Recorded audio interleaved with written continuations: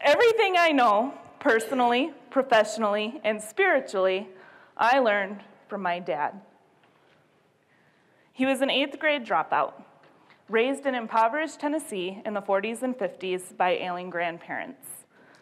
There wasn't a lot to eat around the house when he was a kid. They didn't have a lot of money.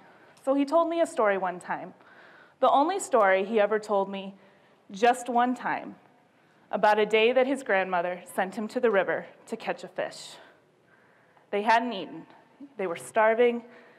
She gave him his fishing pole. He was 10 years old. He went down to the creek bed with his pole, a jug of water, and the first thing he did when he got there, in his excitement to be on this mission by himself, he knocked his jug of water down into the river.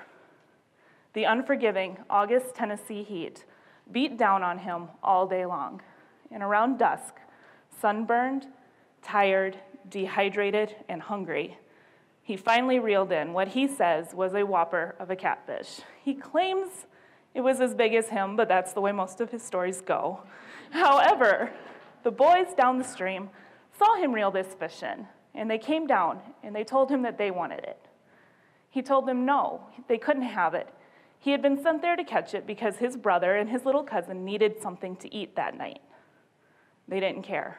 They beat him up, they broke his fishing pole, and they took that fish away from him.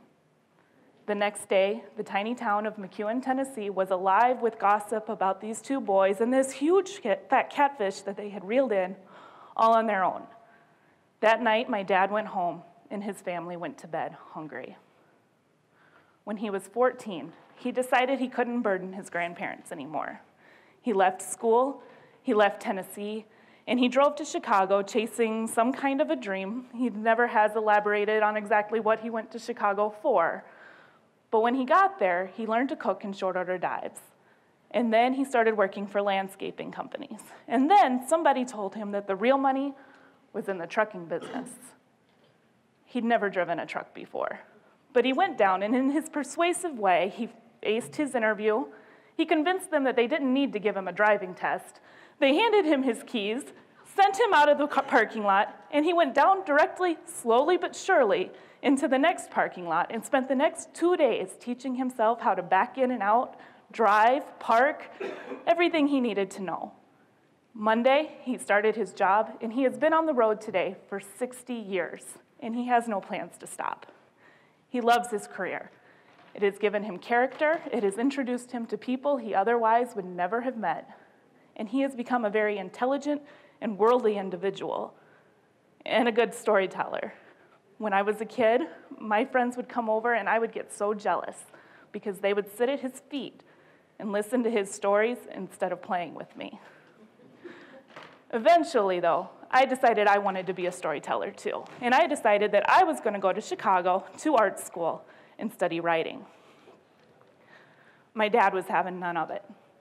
He told me that Chicago was no place for a kid to run off to, that a girl like me wouldn't last 2 days in the city, and that I would be better off to go into something else, like teaching or nursing. So I agreed, and I came here to LATI, and I enrolled in nursing classes. But that dream never got off the ground either. When I was 18, and I moved into my first apartment, I let my boyfriend move in with me. It was a really dumb mistake. I didn't really know him that well. He always had some money, and he was always helping pay the bills. He told me he worked for a friend. He was pretty good with cars. I figured that's what he was doing. I had no idea he was a drug dealer. Not until the day I did his laundry, and he came home to find his jeans folded at the end of the bed. He grabbed them, he dug through the pockets, and he found a dryer-warped plastic sack. As he was beating me, he told me that I had just dissolved several $100s into the washing machine. Now, in my head, I knew that it wasn't my fault. I'd done his laundry. I was being a good girlfriend. But my heart told me that he was in trouble, that he needed to come up with all of this money he couldn't ask his parents for, I couldn't ask my parents for, and if I didn't get it, he was going to be really, really up the creek. So I came down here, broken up, black eyes, busted lip, and I withdrew from classes, and I gave him my tuition refund. That relationship ended 2 years later with a call to 911 and a knife in my knee. Low self-esteem is a disease.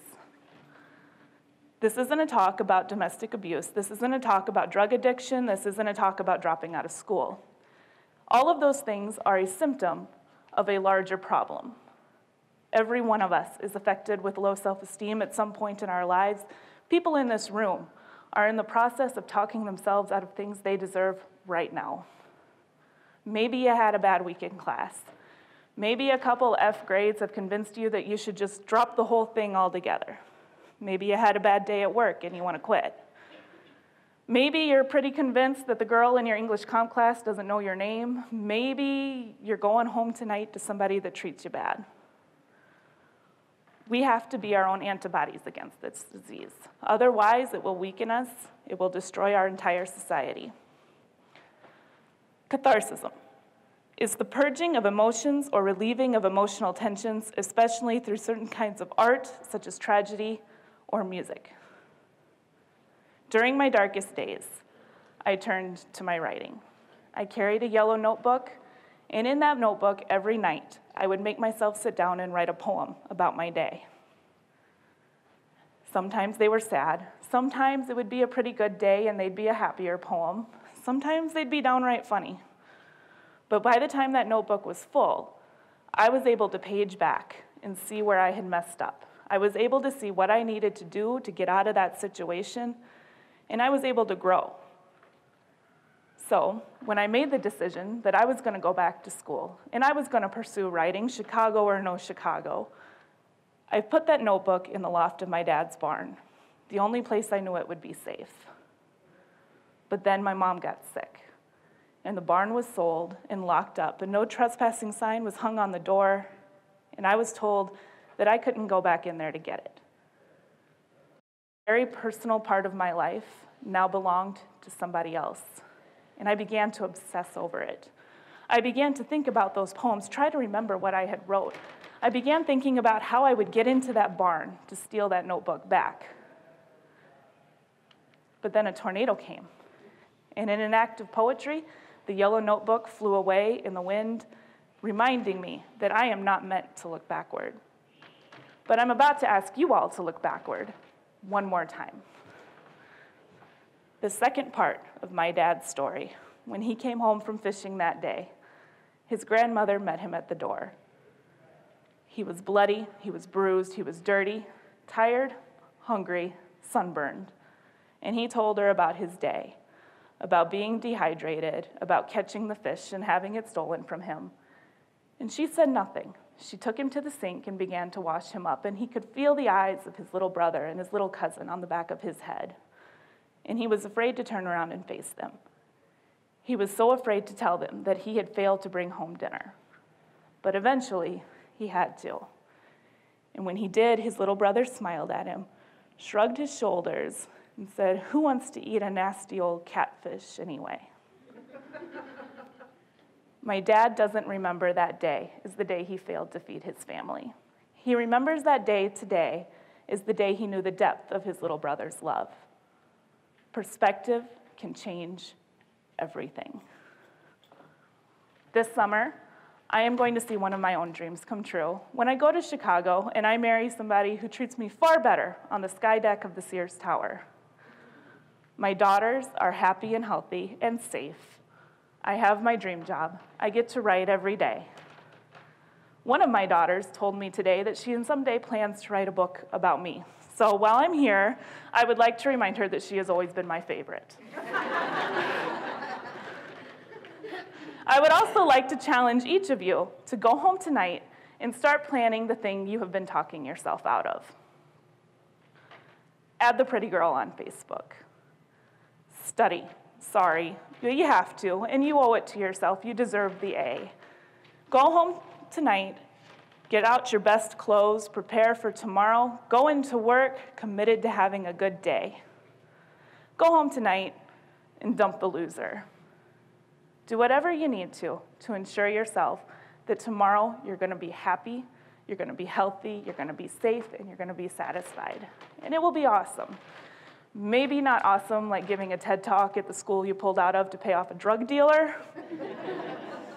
but awesome, because you are, because you've always been, and we are all more than enough. Thank you.